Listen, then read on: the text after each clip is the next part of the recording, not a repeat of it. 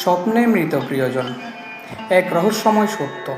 একটু থামুন, আপনি এখন যা করছেন এক মুহূর্তের জন্য থেমে যান, কারণ আজ আমি এমন একটি কথা বলবো যা আপনার জীবনের গভীরে ছুঁয়ে যাবে। স্বপ্নে মৃত প্রিয়জনকে দেখা, এটা কি শুধু কাকতালীয়, নাকি এর পেছনে লুকিয়ে আছে কোনো গোপন সংকেত?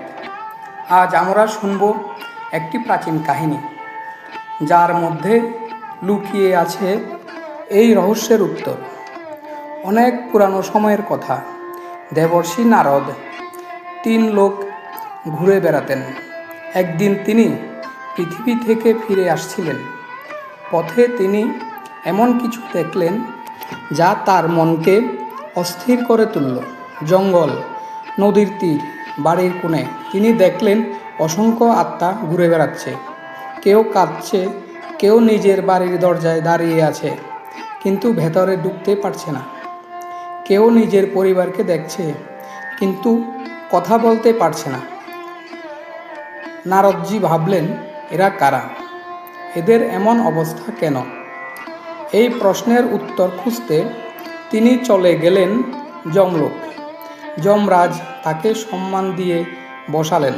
নারদজি বললেন, হে ধর্মরাজ, আমি পৃথিবীতে অনেক আত্মাকে কষ্ট পেতে দেখেছি। মানুষ স্বপ্নে তাদের মৃত পূর্বজদের দেখে, কিন্তু এর অর্থ বোঝে না। এর রহস্য কী? যমরাজ হেসে বললেন, হে দেবর্ষি, তোমার প্রশ্ন খুবই গুরুত্বপূর্ণ। উত্তর পেতে হলে আগে একটি গল্প শুনো। একটি সমৃদ্ধ নগরে বাস করত শেঠ ধর্মন।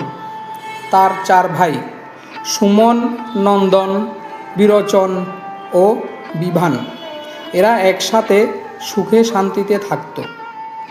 তাদের কাছে ছিল অর্থ, সম্পদ, সুখ, সব কিছু। কিন্তু এই সব কিছু তারা পেয়েছিল তাদের পূর্বজদের আশীর্বাদে। তাদের দাদা পরদাদারা ছিলেন অত্যন্ত ধর্মপরায়ণ। তারা দান করতেন, গরিবদের খাওয়াতেন, শ্রাদ্ধ তর্পণ করতেন। কিন্তু ধর্মন ছিল সম্পূর্ণ উল্টো। সে দান অপচয় মনে করত। মন্দির, পূজা এসব তার কাছে অপ্রয়োজনীয়। সে শুধু অর্থ জমাতে জানত। সময় গড়ালো, এলো পিতৃপক্ষ। সে সময় পূর্বজরা তাদের সন্তানদের স্মরণ করেন, কিন্তু ধর্মনের বাড়িতে কোনো শ্রাদ্ধ হলো না, কোনো তর্পণ নয়। পূর্বজদের যেন কেউ মনে রাখেনি। পিতৃলোকে আত্মারা কাঁদতে লাগলো, আমাদের সন্তানরা আমাদের ভুলে গেছে। তারা যমরাজের কাছে গেল এবং অনুরোধ করল, আমাদের একবার সন্তানদের সাথে দেখা করতে দিন। যমরাজ বললেন, তোমরা স্বপ্নে যেতে পারো, সেখানেই তাদের সংকেত দাও।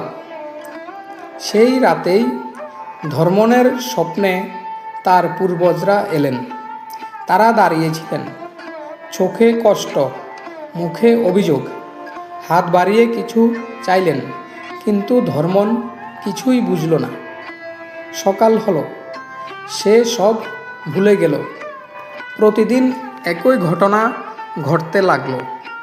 স্বপ্নে দেখা, সকালে ভুলে যাওয়া। এদিকে পূর্বজদের কষ্ট বাড়তেই থাকলো। তারপর ধীরে ধীরে ধর্মনের জীবনে বিপর্যয় শুরু হলো। ব্যবসায় ক্ষতি, ভাইদের মধ্যে ঝগড়া, অসুখ, সব কিছু ভেঙে পড়তে লাগলো। একদিন এক সাধু তার বাড়িতে এলেন। ধর্মনের স্ত্রী সব কিছু খুলে বললেন।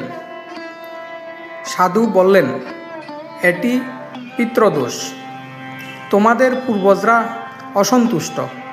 ধর্মন কাঁদতে কাঁদতে বলল, আমি কি ভুল করেছি? সাধু বললেন, তুমি তোমার পূর্বজদের ভুলে গেছ। তারা স্বপ্নে এসে তোমাকে সংকেত দিয়েছিল, কিন্তু তুমি বুঝোনি।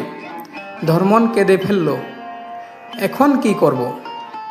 তখন সেই সাধু, যিনি আসলে যমরাজ, তাকে বোঝাতে শুরু করলেন। স্বপ্নে পূর্বজদের 10টি গুরুত্বপূর্ণ সংকেত।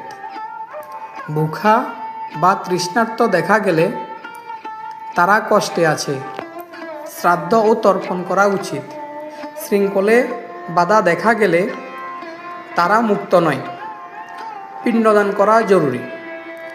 ছেঁড়া কাপড়ে দেখা গেলে তারা দুঃখে আছে, দরিদ্রকে বস্ত্র দান করুন।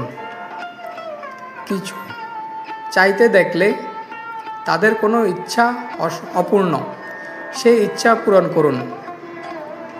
মাথায় হাত রাখলে আশীর্বাদ দিচ্ছে, শুভ সময় আসছে। হাত বাড়িয়ে ডাকলে আপনি সঠিক পথে আছেন।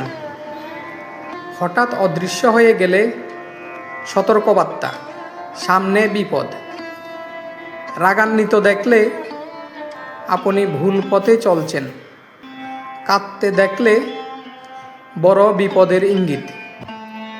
হাসি খুশি ও উজ্জ্বল দেখলে তারা শান্তি পেয়েছে, মুক্ত হয়েছে। সব শুনে ধর্মন তার ভুল বুঝতে পারল।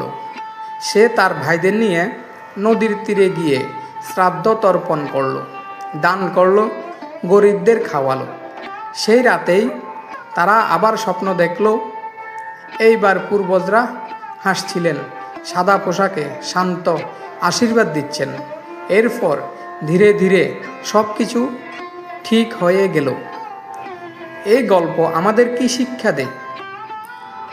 আমাদের পূর্বজরা শুধু অতীত নয়, তারা আমাদের জীবনের অংশ। যখন আমরা তাদের স্মরণ করি, তাদের জন্য প্রার্থনা করি, তারা আশীর্বাদ হয়ে ফিরে আসেন। আর যখন আমরা ভুলে যাই, তাদের কষ্ট আমাদের জীবনে প্রভাব ফেলে। শেষ কথা, আজ রাতে ঘুমানোর আগে চোখ বন্ধ করে আপনার প্রিয় মানুষটির কথা ভাবুন। মনে মনে বলুন, তুমি যেখানে আছো ভালো থেকো, আমি তোমাকে ভুলিনি। এই ভালোবাসা তাদের কাছে পৌঁছে যায়। পরের বার যদি স্বপ্নে কেউ আসে, ভয় পাবেন না, মন দিয়ে শুনুন, কারণ সেটি শুধু স্বপ্ন নয়, সেটি ভালোবাসার বার্তা।